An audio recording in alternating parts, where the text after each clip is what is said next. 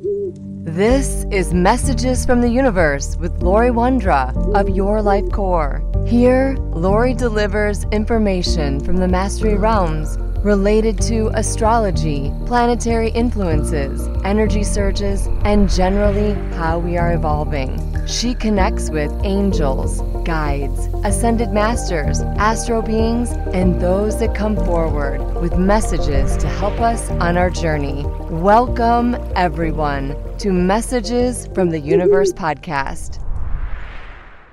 Hello, I am Lori Wondra, and thank you for listening. Today, I'm amused. I know with all the change and the energies that are swirling around us, we are in a tremendous time of evolution, transformation, and transmutation of our energy. And we simply can't be in this energy of change and not have an impact to our personal energy fields, our emotional compass, and our mental compass. And those are shifting and changing. Anytime there is an external frequency or an awareness to a frequency, we shift or respond to it. And so we are adjusting in that. Where my amusement comes in is we're talking about all this change and we're excited about it. Some people maybe are not excited about it as much as others, but we're forgetting that one of the things that we need to do during transformation is to quiet our mind, quiet our emotional fields. The best example I can provide to you is think if you're out trekking or hiking and you're using a compass. That is how you are guiding your path and your direction. Now, if the compass suddenly starts spinning, you lose your foundation. You lose your starting point. If that compass starts spinning, you would not spin in circles. You would pause. You would stand in one spot and let it register. So just like when you are hiking and you want to check your compass and check your direction, you pause. You stand still. You aren't moving while you're checking it. This is what we forget in our human experience of transformation is we forget the pauses. We forget the silence. We forget the quiet times. I've always found this amazing contrast. When you travel northbound in Europe, the more people become quiet and especially reserved. The most extreme example of this phenomena definitely is the non-existence of small talk. And in countries of Finland, northern Norway, as well as other countries around the world, you'll notice that there isn't this constant chatter. I've experienced shades of this when visiting these regions, but also this is true in other parts of the world. And I love the quietness. I love the contrast. Some people do not know what small talk is. It might be non-existent in their language, and some children only learn about small talk when learning English in school, and I find that amusing. They might be taught at school that they need to make small talk in English because foreigners do, and that actually they don't even know about small talk outside of those English lessons.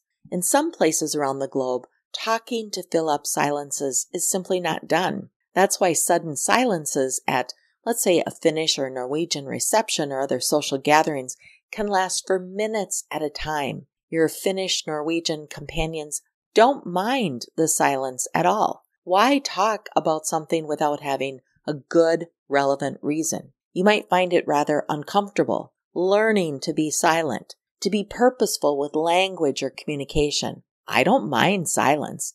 For me, personally, I live by the motto that in silence I hear so much. Certainly, I hear maybe more than the average person, but that comfort of being in silence for me is also practiced on a regular basis. I like those silences a whole lot better than the constant chattering or non-meaningful conversations. We don't need to fill the space. As if some people are afraid of the absence of sound. Can you allow silence to be without filling it up with noise? Can you be comfortable with silence? Silence can be peace, calm, safety. You can hear things when there is silence. We can learn about ourselves in our personal silence. Now, I've noticed a shift in our small talk here in the United States. When we do spend more time talking, about weather and surface things, jobs, careers, the past,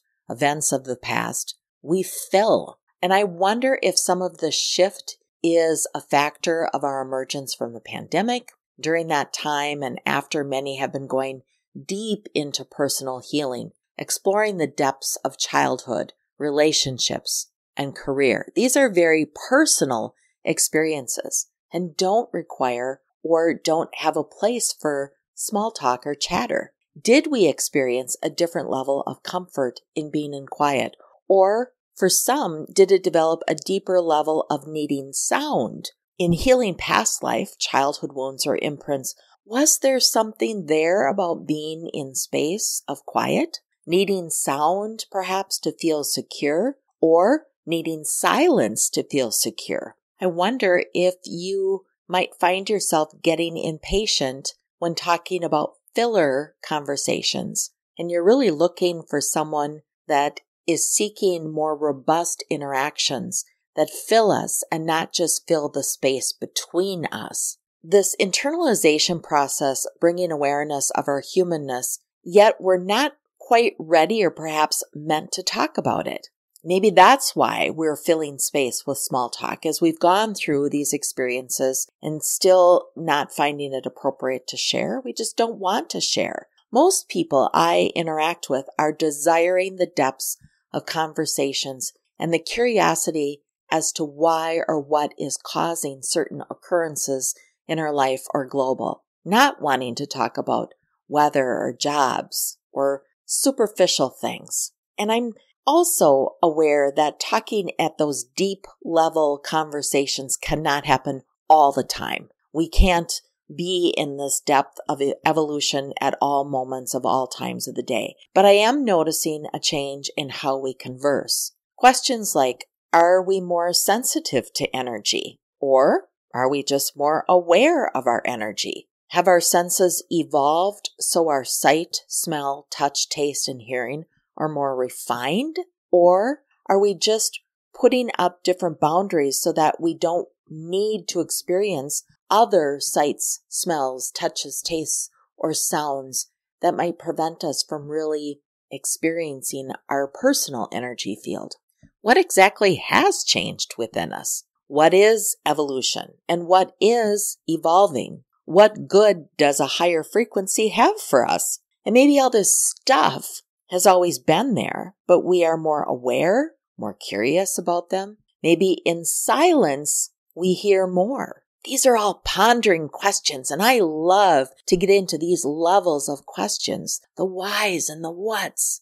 I believe we desire more space for pondering, for wondering, for curiosity and exploration, more quiet time, alone time, calmer and softer time. Our compasses have and will continue to change, and they need recalibration. We're at this point in our trail that we need to stop and let the compass stop spinning so it can recalibrate, so it can point us in the direction that we're going. Anything that measures something else at times need recalibration, and so do humans. We're no different. There are factors that have built your compass, your orientation, your soul and your soul journey, your surroundings prior to today, the imprints you've experienced prior to today, the experiences of Earth up to this point, and where you live on Earth, and your interactions with those experiences. Your compass is impacted by your beliefs,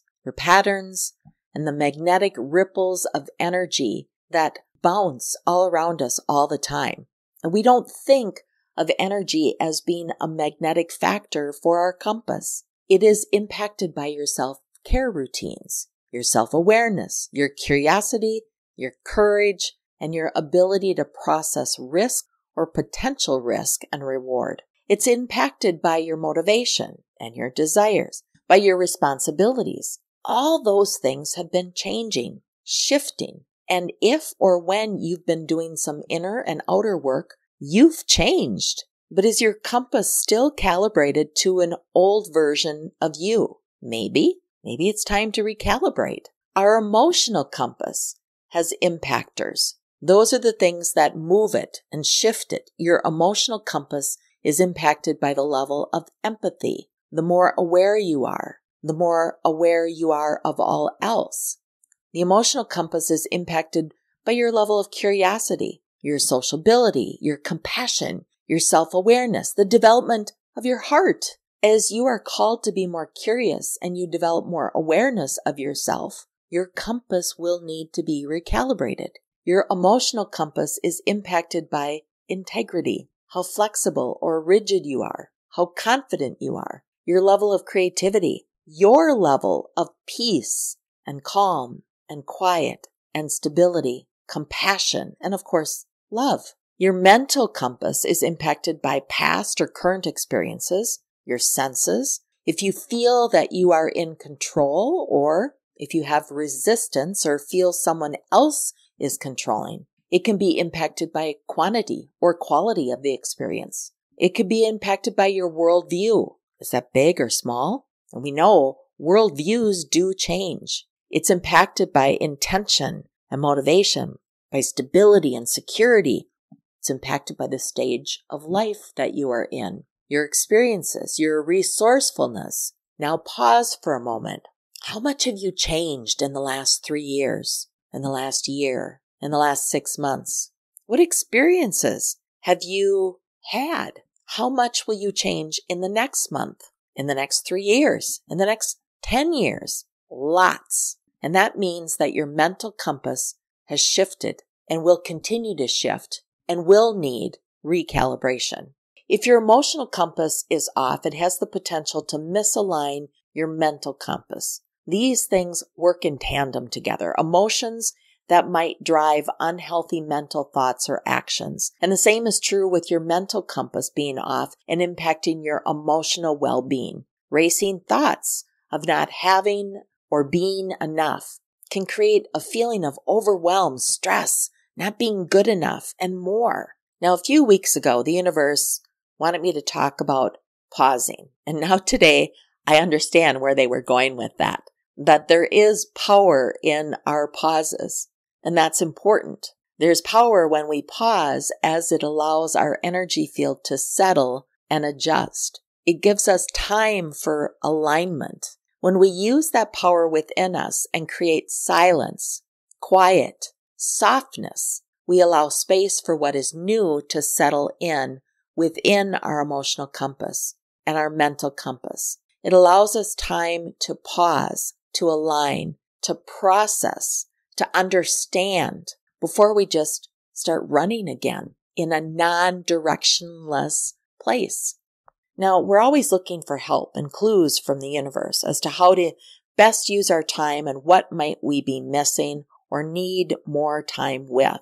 But the universe is always helping us align and learn. And sometimes just a new awareness can bring more clarity. Where are we? Where have we been? Where are we going? So I'd like you to walk through this simple exercise with me in understanding your compass, understanding the messages that the universe might be trying to give to you as to exactly where are you? Where have you been? What are you looking at? What's ahead? And a simple exercise, I would invite you to please find a quiet place to sit. Preferably, if you can do this outside, under a tree, a bench, or favorite rock, or a chair you have nearby. But I invite you to sit and be quiet and breathe and listen to the rest of the messages in this podcast about our compass and our direction setting. If this is a regular place that you gravitate to, maybe it's a favorite place, a place that you're always drawn to, a place that you go to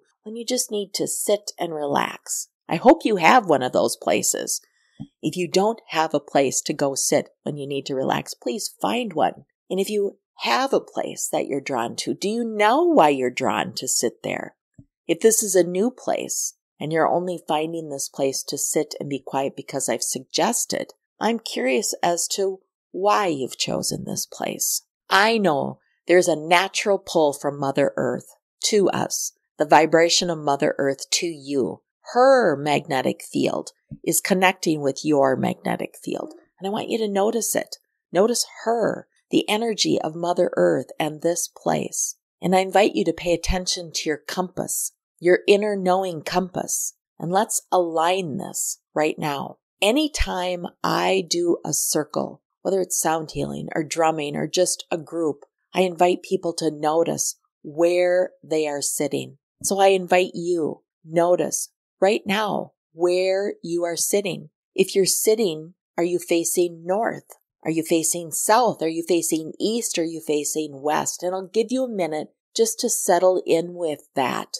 Do you know what direction you are facing and what direction you are sitting in? Because that's what a compass is. If you're sitting facing north, it means you're sitting in the south. And this is the direction of nature nurturing you.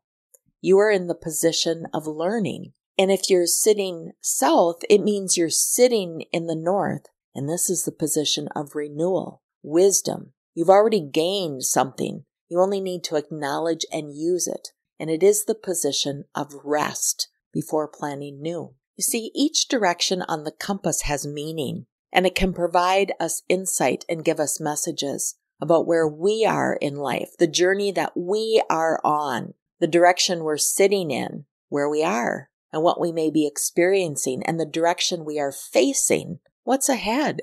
And I'll share my feelings of these directions and ponder and invite you to ponder what messages might be there for you depending on where you are sitting and what direction you are facing. So for now, I invite you to notice where you are sitting.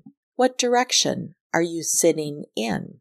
If you are sitting in the east and facing the west, the east is about new beginnings. And when we think of the sun rising each day, it is a chance for us to begin something new. And sitting in the east, we are looking at the west. And that's where the sun sets. And the west is about ending or harvesting and finishing something after hard work and the growing season has been completed. You may be watching or experiencing something, or something will be coming to an end. So sitting in the east, you may be starting or embarking on a new journey or something new, but be aware and alert to what might be entering your life.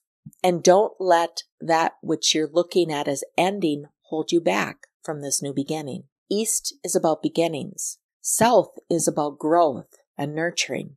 West is harvesting that growth and endings. And north is renewal, rest, the wisdom that we've gained in planning. But there are also all the between directions. If I'm sitting in the southeast, it is about the past and how you are and how you got to this moment.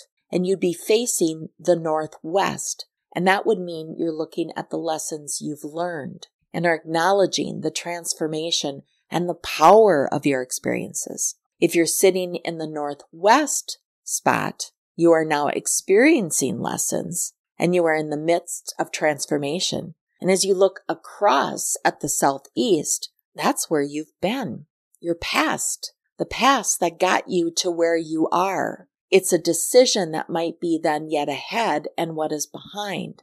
Will you go there again or declare it done? If you're sitting in the southwest, you may be experiencing the realization of your dreams and desires, and you may be adjusting those dreams, perhaps adjusting to try something new. And as you face the northeast, you may be looking at the northeast and how you may be interacting and expressing yourself to others. Maybe there's some learnings or new resources coming into your life, new ways to express yourself. You may be assessing how or why or even when you relate to others and any expectations or desires in those areas. Can I be in the northeast and facing the northwest? Perhaps from that place of the northeast of expression and relating to others and looking northwest would be about the lessons and transformation and the power of what's ahead. The same would be true if you are in the southeast. That's the past and how you got to this point. And you are now looking to the southwest, ready for new dreams and desires. Now, if you're confused with all these directional messages, you may have a spinning compass, one that's not sure where you are or what you're doing or what direction to move. Just stop for a moment, pause, get quiet, Become aware. Allow the adjustment to happen within you. Once that is complete, then you can take outward actions. Come to center, your circle of awareness. Your awareness circle is changing. Essentially, the magnetic field around you and within you is changing, aligning, and adjusting to better support your journey. Change doesn't have to feel so difficult, doesn't have to make you feel off. You are supported. Come to your center now. Take a deep breath. Acknowledge your center, whether that's your heart, your solar plexus. Bring that energy there now. Below or beneath you is your hidden self. That's your shadow, your past, but it also is the link to your higher self. Above is your spiritual being, your connection to the realms, and your link to your lower self for grounding. I really hope you're listening to this while sitting somewhere outside, maybe beneath a big tree or with your feet dangling in some fresh water.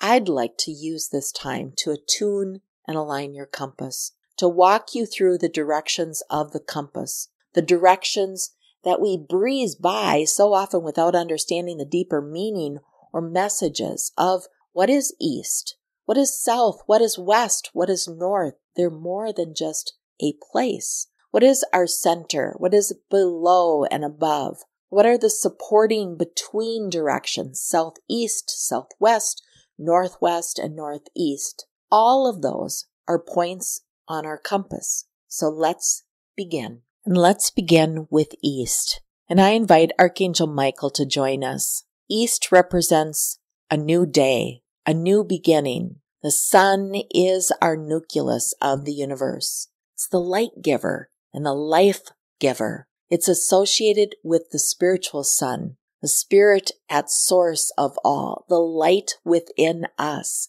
recognizes the external light. It is the spirit self, the source of our being. It's also about enlightenment and illumination and our ability to comprehend what once was hidden in darkness or ignorance. It is new beginnings, fresh starts. It is looking ahead with hope and the view of potential.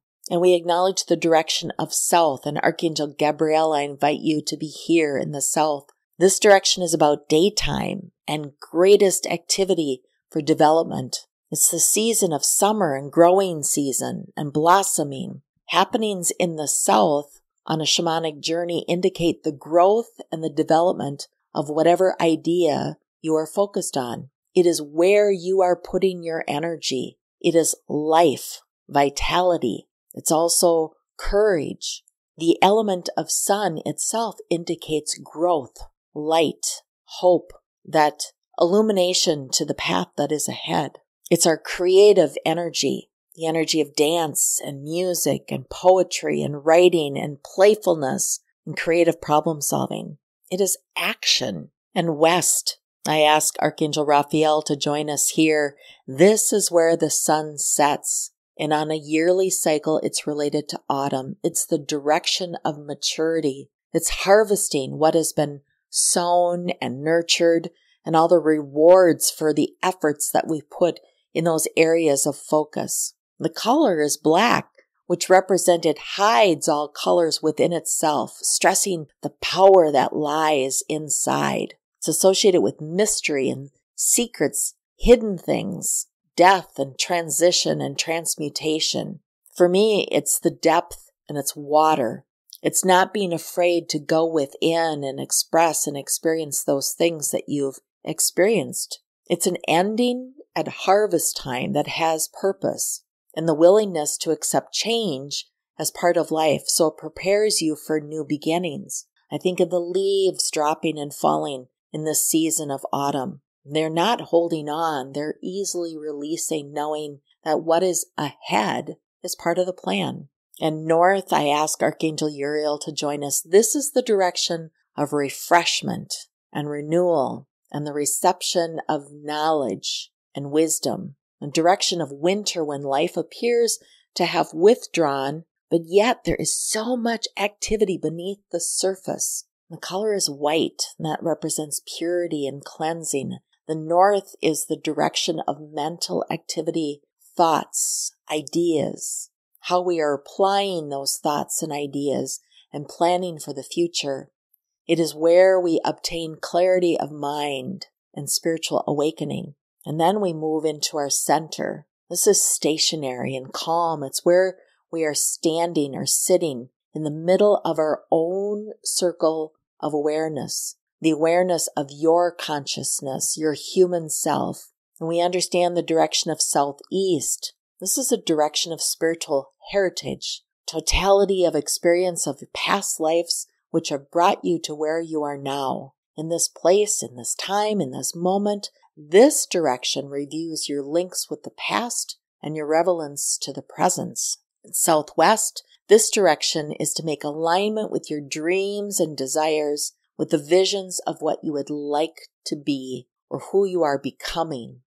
It is the direction for grounding in your dreams, for putting those dreams into items of action. In northwest, this is where we identify the lessons that can be learned from repeated traumas and sufferings. It's the direction of transforming power, where your weaknesses and imperfections can be recognized and turned into strengths. It is where you write your book of your life through your experiences. It's where you acknowledge where you've been and how you've gotten to where you are today and the magnificence that you are as a human being. And the northeast, well, this is a direction for the design of energy. It's here that you can determine how to express your life and how you want to relate that to others. And we can't forget above where we turn to Father Sky, and that's higher self, higher consciousness, and your spiritual being, which is connected to all spiritual realms. We understand how small we are, how small our life is, and how massive and magnificent the universe can be for us. All that is around us, above us, is also within us. And below, we honor Mother Earth. This is part of the hidden self, enabling us to learn from all our positive and negative experiences. And we grow from those. We develop, we mature. We understand our emotional evolution, our mental manifestation of wisdom and intelligence. And those two combined move us into the ability to mature spiritually. The hidden self is your link to your higher self. Discovering yourself there allows you to open up to all of the universe, the hidden parts of all of the universe. Below is the direction of your body self, who keeps you in physical existence on the earthly plane, but it is the gateway to your magnificence.